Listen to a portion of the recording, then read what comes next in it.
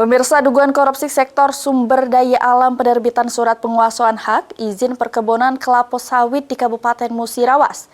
Terdakwa Ridwan Mukti, Effendi Suryono, Saiful Ibnah, sama Amrullah masing-masing dituntut pidana penjara 3 tahun denda 500 juta, subsidiar 6 bulan kurungan.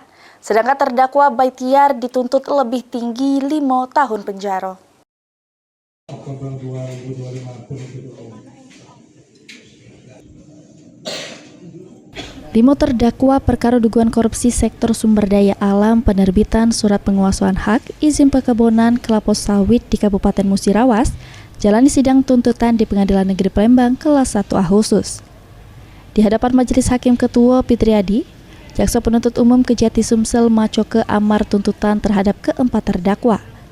Menyatakan perbuatan para terdakwa terbukti secara sah bersalah melakukan tindak pidana korupsi secara bersama-sama dengan tujuan untuk memperkaya diri dewek sama wong lain atau korporasi. Menghukum terdakwa Bahtiar dengan pidana penjara selama 5 tahun denda 500 juta subsidiar 6 bulan kurungan. Sama mewajibkan terdakwa Bahtiar bayar duit pengganti sebesar 1,4 miliar yang kalau tidak terbayar diganti 2 tahun kurungan. Sementara itu keempat terdakwa, Effendi Suryono alias Afen, Ridwan Mukti, Saiful Ibnah sama terdakwa Amrullah dengan pidana masing-masing 3 tahun penjara denda 500 juta subsidiar 6 bulan kurungan.